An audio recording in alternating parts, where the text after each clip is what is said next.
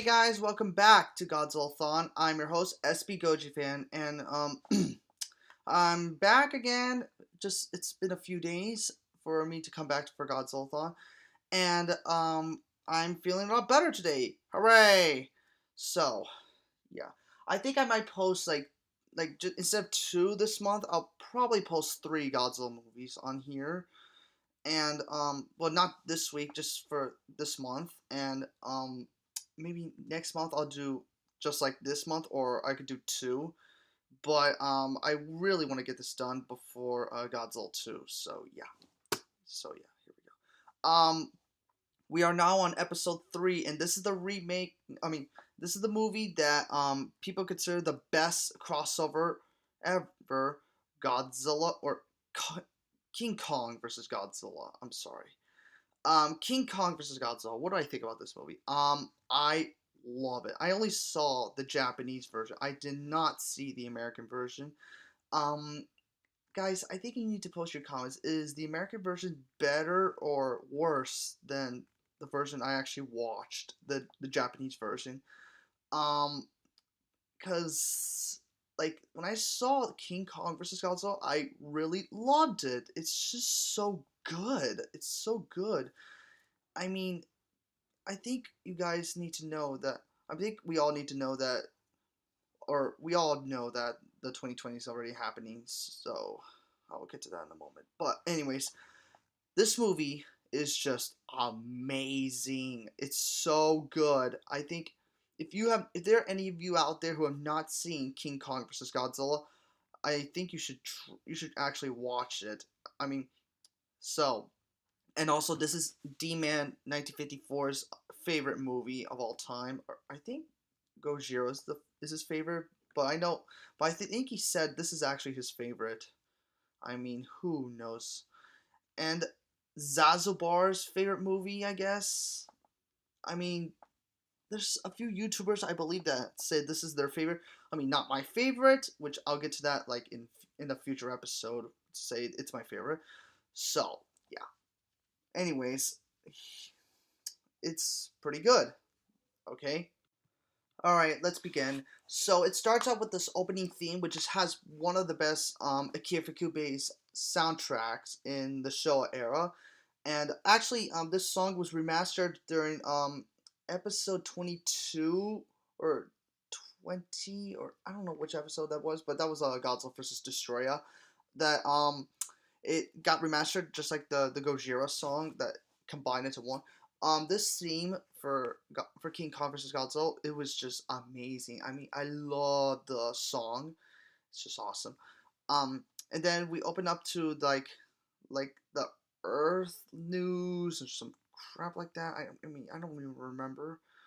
Like, I trying to get my memories back into watching this. I mean, like I said, I've never seen the American version.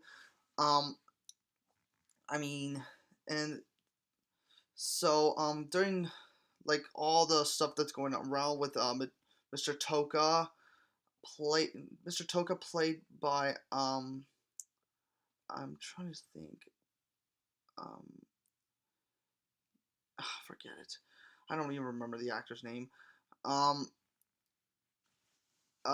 so the so then when we head to an iceberg or something like that, with the submarine for the Americans to come, Godzilla has been unleashed. And by the way, guys, this is like how we knew that this is a sequel to Godzilla Raids Again, is that Godzilla was trapped on ice, and in this movie it's been like 5, 6, or 7 years. I mean, I don't know. Oh, like I think it's 7 years because King Raids Again came out in 1955, and this movie came out in 1962. Or they both take place in the years I actually said. Like Raids Again takes place in 1955, and this movie takes place in 1962. Yeah. So then we head up to not Skull Island. It's not Skull Island, to be honest. It's Faro Island. During like there's like natives and going all around. They they're just doing stuff like that. But then the giant octopus actually like came out of nowhere. It came out of nowhere and just invades the village. Um, the monster who actually appeared there is what we all know who came to be, King Kong. Yeah, King Kong actually. Yeah, this is not Skull Island. Sorry guys, but King Kong actually drink like I think he beats up he kills an octopus or the octopus actually runs away. Um, and King Kong actually drinks some red berry juice that makes him fall asleep, and that was pretty cool. Actually, I want to give this credit to James Roloff, who actually mentioned this. This is really hilarious. That after the idea for that was done, you're not gonna believe this. The one of the producers or one of the people for the special effects actually ate the effects that he came up with. Yeah, he ate the giant octopus effects. That was pretty dull. I mean, Jurassic Park. I mean, like did one of the the guys with the effects actually ate that that dinosaur effect? Of course not. I mean, one of the guys for this movie that does the special effects actually ate his special effect. Yeah, and let's not forget. And by the way, guys, this in Kong Skull Island, this the idea for the scene like this got King Kong fighting the giant octopus. It's actually like a good. Kong Skull Island picked the idea to do that. Yeah, that's what it is. Yeah. So there's like stuff going wrong in Japan, like say, oh, Godzilla's attacking, blah blah blah blah, blah. And Mr. Taco, like, sends like ships or helicopters to transport King Kong to Tokyo, and Godzilla and King Kong actually met their match. Yeah. By the way, guys, this scene or the whole shot like seeing King Kong in this movie, like King Kong is like smaller than a building. He in the original he's smaller than a building, and in the oh my god, I don't remember Godzilla's size. He's like a 600-ton monster. That's all I can notice. He's a 600-ton monster, and King Kong and Godzilla, like they actually matched up perfectly in this movie. That totally makes sense. Actually, the idea for this movie wasn't even planned for having King Kong fighting Godzilla. The original opponent for King Kong before this movie was released was Frankenstein, and there's no wonder, which I'll get to that in a moment. That the Frankenstein monster was struck by lightning, and he becomes the size of King Kong. Which I'll get to the Frankenstein thing like in a moment soon, because I don't want to forget. Whatever. That the, so yeah, Frankenstein was the idea for King King Kong to fight, but Toho actually required to have the rights of King Kong to fight Godzilla, and then we got King Kong versus Godzilla, which by the way, it pissed off the German fans. Yeah, no kidding, it did. So, um, Godzilla and King Kong were having a fight, I guess. And by the way, the rock scene, to be honest, is just pretty cool. I mean, I love the rock scene where they were throwing rocks at each other and Godzilla smacked it with his tail. It's just pretty funny. Um, Godzilla uses atomic breath to fight King Kong, which, by the way, that's totally not fair for Kong. Yeah, sorry, guys. Um, with all the crazy fighting going on, not crappy, I'm sorry. Um, King Kong and Godzilla, their final fight in. Oh, by the way, did I forget to mention the one of the scenes was hand puppets, like far away, like behind the trees, you see like hand puppets, like fighting and some crap like that. That's the only effect I cannot forgive about this movie. I'm sorry. Um, um. So, anyways, during the final battle with Kong and Godzilla at Mount Fuji, um, Did I forget to mention that they attacked a castle, like the same one that Godzilla pushes Anguirus in Rage Again? This is like the same building or castle that Godzilla pushes Anguirus, and in this one, King Kong Godzilla like collapsed one. Um, and then later on, this is like a stop motion like you have never seen coming. Godzilla does a drop kick. Yeah, not the not the.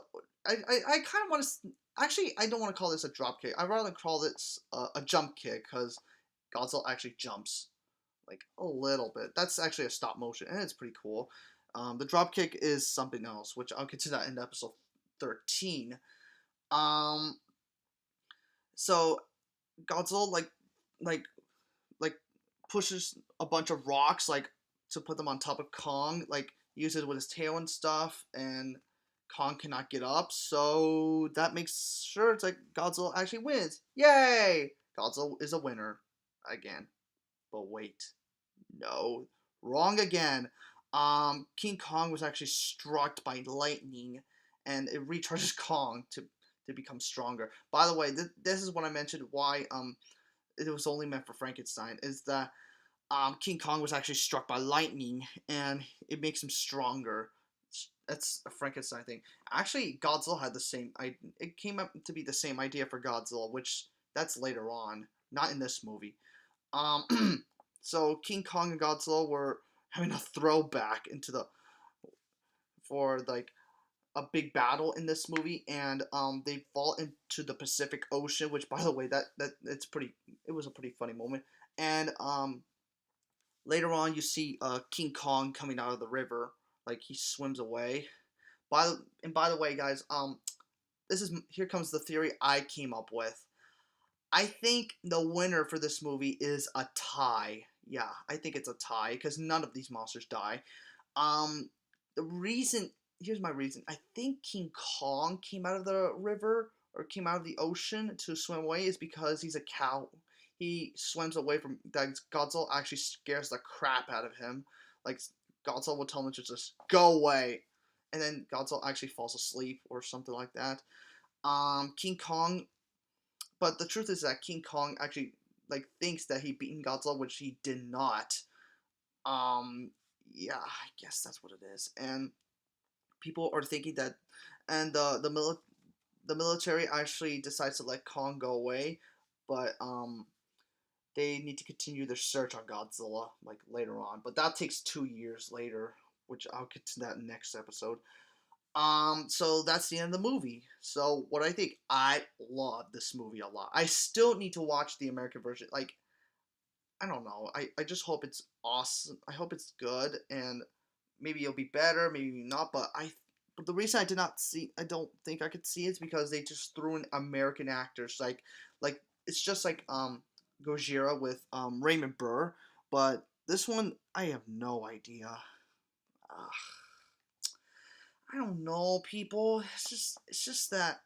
I mean, they're most American like U.S. dubbing versions like for from the Godzilla movies I've seen that I think are more entertaining to watch.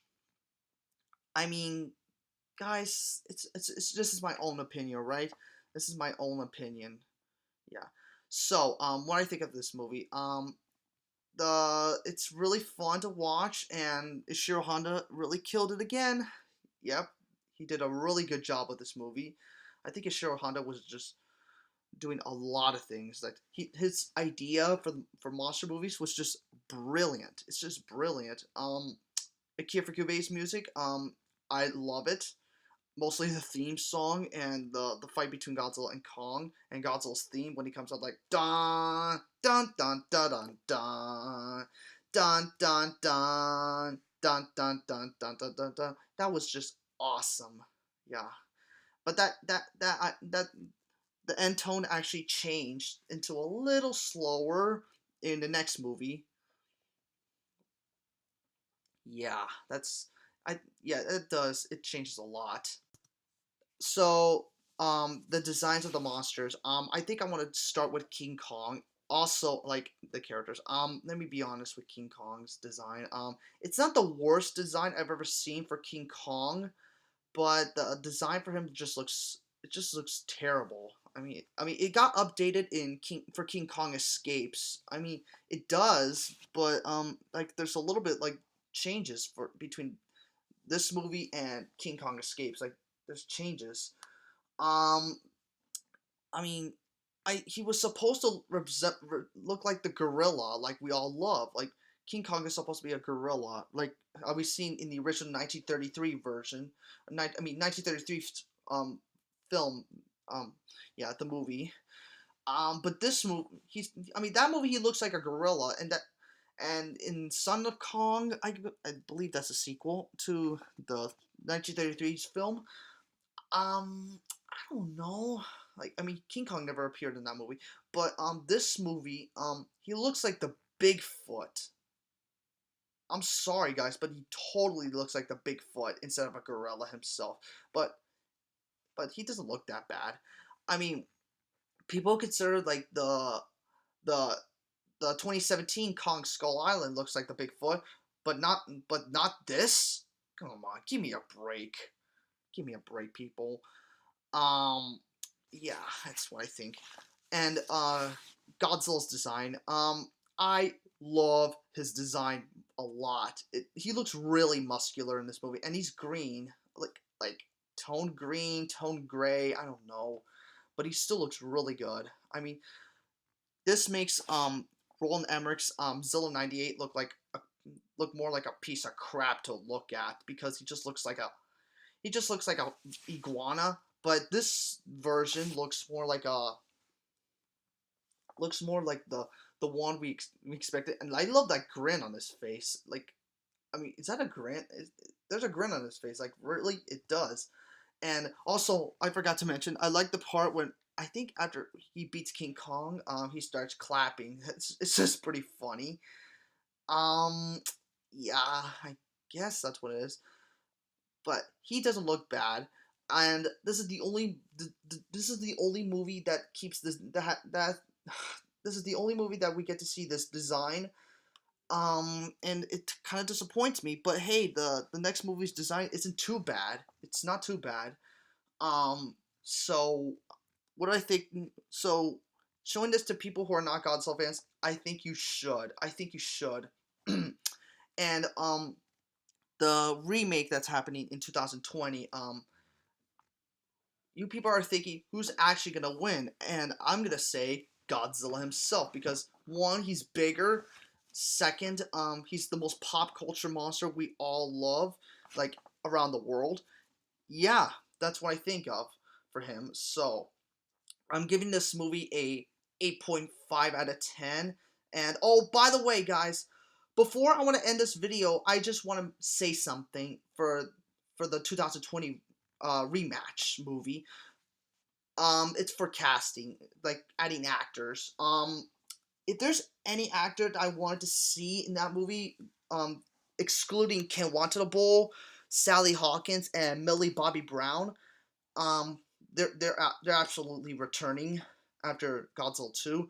I really want to see Finn Wolfhard in that movie. Yeah, no kidding. Finn Wolfhard will be awesome in that movie. I want to see him in that movie. I really want to explain his character, like how I wanted it to be, but I can't, because I could talk an hour about that, but it's just not a good time for this video. But hey, I think Finn Wolfhard would definitely fit into the MonsterVerse.